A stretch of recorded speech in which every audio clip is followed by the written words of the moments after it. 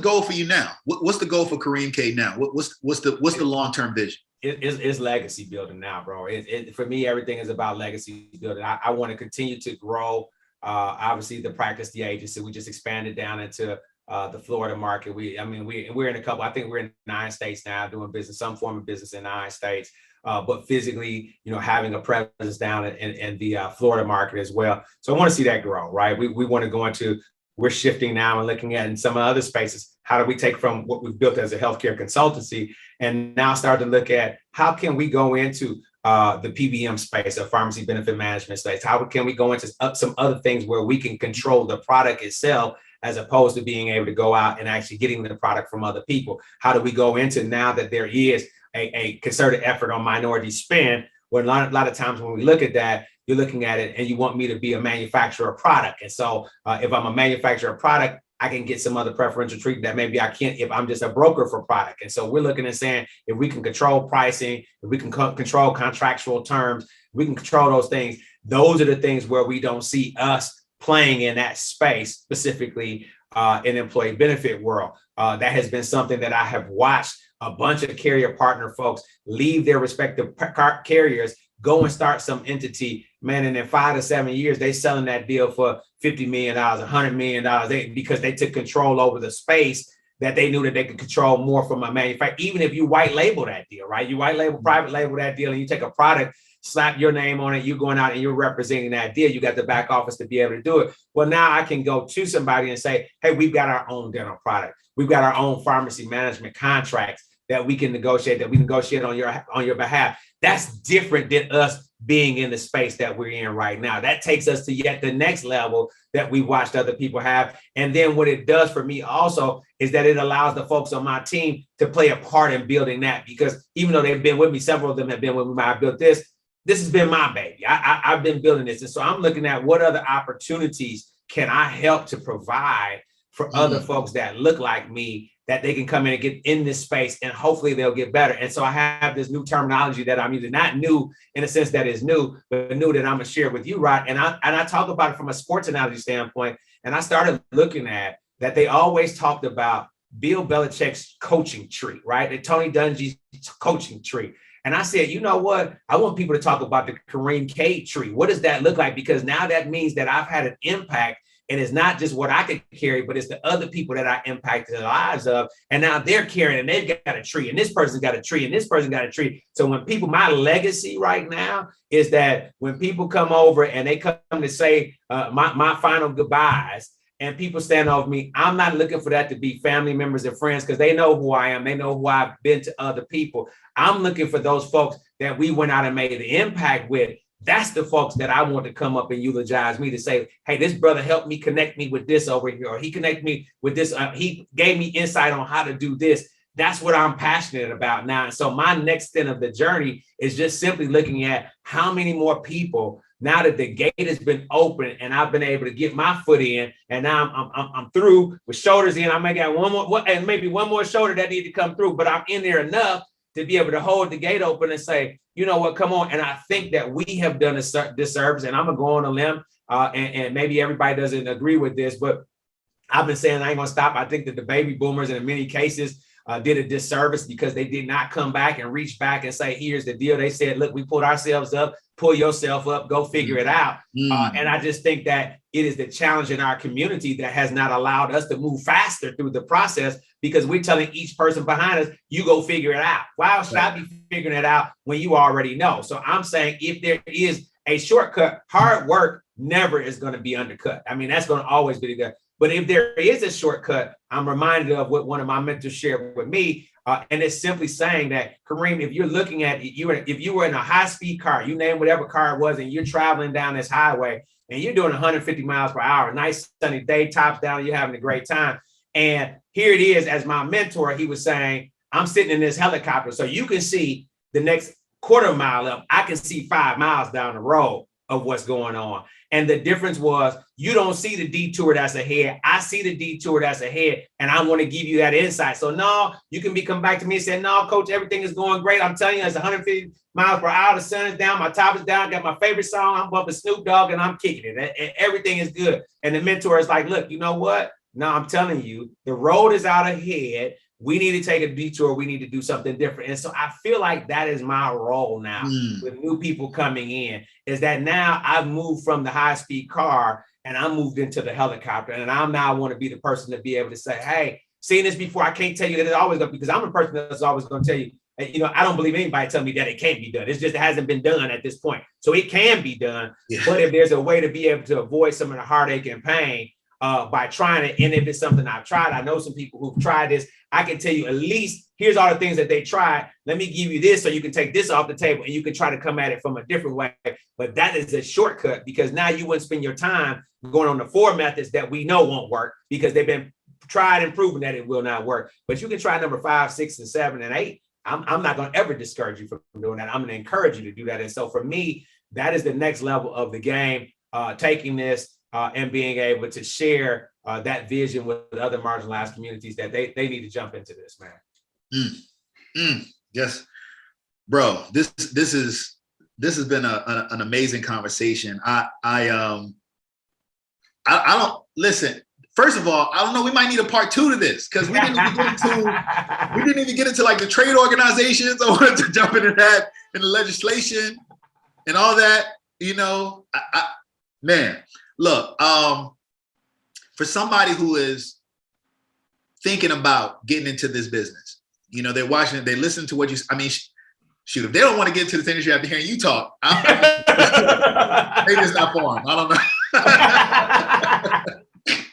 Hey, I'm like the old Baptist preacher. I didn't preach myself happy. You know, hey, you think you want to go take my test again?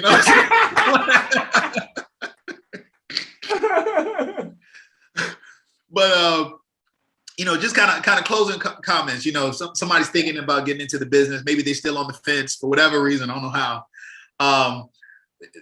Maybe they've had an interview. With a company. Maybe they've met somebody. Maybe they tried it in the past. Right. Didn't quite work out, and it's still kind of on their mind.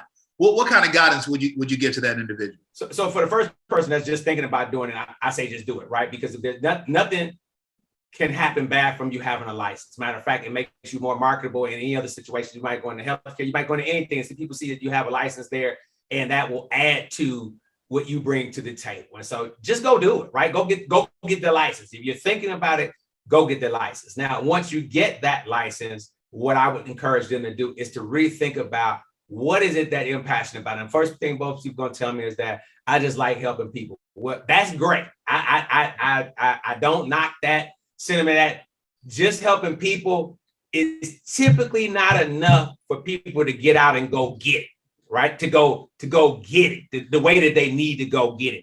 So I'm going to need them to have some other selfish motivation inside. Now, that doesn't mean that, you're not thinking about other people. You are thinking about other people, but I need something else that's going to be a driving factor or force for you while you're looking to help other people. But it's something else that's going to get you up out the bed. It's something else when you hear 100 no's. It's something else when it looked like you needed, the mortgage due and you're trying to figure, you're going to have something else besides helping, because you can get abandoned helping other people real quick when it comes down to self-preservation.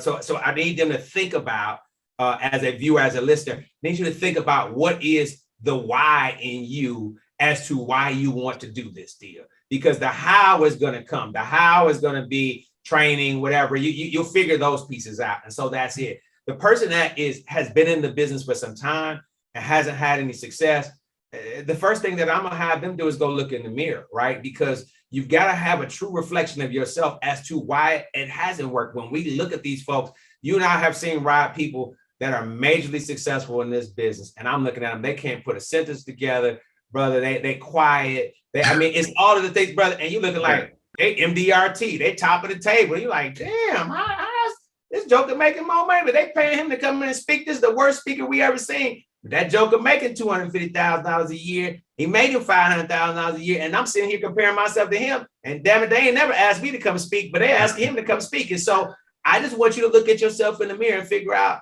what didn't you do? Because the excuses that we make as to why it happens, and I can tell you the most common excuse is going to be, well, my agency didn't train me. Well, the leader of my team was a jerk. Where they didn't have the right products. Well, you know what, that part of the industry is shrinking right now. Well, you know what, I saw another commercial where this insurance carrier is going to be better. I can go on and on and on and on. And you just got to be truthful with yourself and say, you know what, if this thing doesn't work, it's on me. It is 100% on me, because the information that I have access to now, whether it be going on to LinkedIn and finding producers and people that are being successful, you can follow them. And what I find is most people in our industry, it becomes this club and this camaraderie where people will share information with you. I just very rarely find people who won't share information with me on what they might be doing. And I tell you, one other thing my mentor shared with me years ago was that you can share 100% of the information that you know, because 99% of the people never going to do the work anyway. And so I share everything that I know with folks, because you can't get what's mine. I mean, my deal is my deal. So I can share everything with you, what I do, all my little trade secrets. Even if we're competing against each other, you're going to be different. You're going to do you the way you do you. I'm going to do me the way I do me. And you can't be me. I'm one of one, right? You're one of one. And so I would start and looking in the mirror and simply saying, what could I have done differently that would allow me to be successful? And the other thing I would say to that person who's kind of retreading in this business is leave it all on the floor. I was determined in this second go round that I didn't want to think about the insurance business again. I wanted to go in, I wanted to go as hard as I could. And then if it didn't work for me, I was never looking in the rearview mirror, simply talking about, man, maybe I should have stayed in the insurance business. I would have given it everything that I had, bro. And I could take it off my list. There's nothing worse than rolling through life with stuff that's still on your list that you didn't satisfy, and you always looking in the rear view. And I remember reading this somewhere else. The windshield is so much larger than the rear view mirror, man. And most people spend their time in the rear view mirror looking behind, as opposed to all this windshield we got in front of us, brother, with so much more to be thankful for and looking forward and looking outward to. And I just say that person, you need to reevaluate. You need to reevaluate what it is, and you need to lock in on something specific that you're going to do. And you can't keep hopping, because normally if you tell me somebody who's unsuccessful in this business, they've hopped from agency, from carrier to, you know what I mean? They just hop and hop because it's the next best idea. Somebody came and told them that they was making, $10,000 a week. They got all excited and they did a deal. And I'm not saying that person not making $10,000 a week, but the better question is you should be asking them is, what did they do and how long did it take them to get to $10,000 a week? And most people don't ask those questions. And so when they talk to me now, I'm like, it's 24 years, man. So you talking about, oh man, I ain't got it like you on vacation for a week. Well, 24 years, man. I think I should be able to take a vacation for a week and not ask anybody after 24 years. And if I can't do that, then shame on me. So that would be my other piece. And then the third thing that I would say to all of that is that you got to work on you. And the thing that I tell people when they start out in this business is simply this, Rod, you got to treat it like a job. The first 3 years, you got to treat it like a job. What do I mean by that? I mean, block schedule. If I was coaching somebody, I would tell me what you do between 8 and 9. Tell me what you do between 9 and 10. Tell me what you do. Because most people are going to tell me that they work 80 hours in the business that week. But if I go back and look through every block and hour that they have, what most people think is that they get into this business and they think they're in business for themselves, that means that they can go grocery shopping in the morning, they can go pick up their cleaner during the day. That means that they can go over to the kids' school and read books. And I'm not saying all that stuff is important, but I'm saying if you worked a 9-to-5 job, you wouldn't be doing that. So you cannot do that this way. And if you're thinking that your value is more than an employer is paying you, then you got to work for yourself the same way that you was working for them jokers when they was paying you $50,000, $60,000 a year or whatever your number was. And most people refuse to do that. When I look at that, that's what I did on the front end. And that was it. It was critical for me to know every different deal because I felt like, listen to what I said, right? I felt like I was working. But when I really got down to it and I asked myself the tough questions of how much I had done towards that, I really wasn't working, man. I was shuffling papers around, sitting at your desk, answering emails, on LinkedIn, all that stuff. There's a place for all that, but none of that at the time that you're doing it is creating revenue. And so you got to look at those revenue producing timeframes and making sure that in any one of those slots that you got that, what is your follow-up? What is your process and methodology for going through a week? In the first 3 years, you got to disappear. Tell everybody you'll see them in 3 years. I mean, that doesn't mean you missing major family functions, no type, but you also got to get the other thing I would share with people. If they are married and if they have kids, You've got to sit those folks down and let them get on the same page with you as to what it is that you're looking to accomplish, and that this is something that we are doing together, even though I may be the person out there, because you can't have that static coming home and listening to somebody kick you in the ass when you've been out there getting kicked in the ass the entire time during the week. You need to have that to be a safe zone to come in, to be restored, to be able to get back up out there. And I need somebody who's going to get behind me and say, get back up off the mat on the times when I don't want to. And so those are the things that I think that people don't look at when they build a business. You got to be ready for all the jokes. When Kareim, when you're going to get a real job, you still doing that insurance thing? Oh my God, I ain't never think you was gonna make it in that. So all that stuff, but now nobody's laughing at me anymore. Now I'm the smartest guy in the room. But in the beginning, I had to take all of the hits, man. When you gonna finally get a real job? Ain't you tired of doing this deal? How do you even deal with it? You don't know what you're gonna get paid and how you get paid. And now my response is, how do you deal with knowing that your check gonna be the same every 2 weeks? How do you deal with that? Like, I don't understand how you know your check is gonna be the same. If you work 80 hours, or if you work 60 hours, they gonna pay you the same money because you salary. How do you deal with that? I don't understand, because if I work more hours, I get paid more money for doing that deal. But in your situation, that ain't the case. And so signing off to simply say, those would be the things that I would encourage somebody new with. I call years. The first 3 years are the apprenticeship years. You're going to bump your head. It's going to be a tough deal.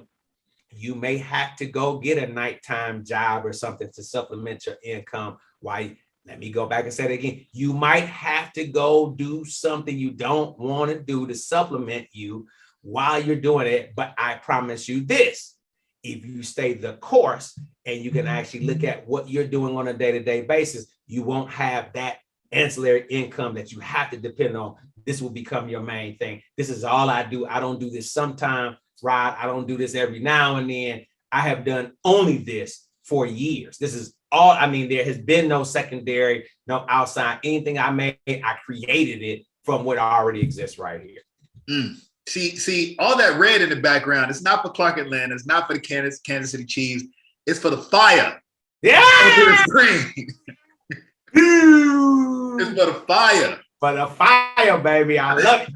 Bro, tell the people, if they want to reach out to you, if they want to find out more about Great Lakes Benefits Group, if they want to reach out to Kareim Cade, how can they reach out and get some more of this wisdom? Oh, man. Well, one, they can go to our website, which is www.greatlakes with an S, benefit singular group.com. So www.greatlakesbenefitgroup.com. I'm also on LinkedIn, Kareim Cade, Kareim Cade. Reach out to me on LinkedIn. Love to have some conversation with you. And email address is my first name, for first initial last name. So kcade@greatlakesbenefitgroup.com. Feel free to reach out to me direct. If I can be of any help, I will.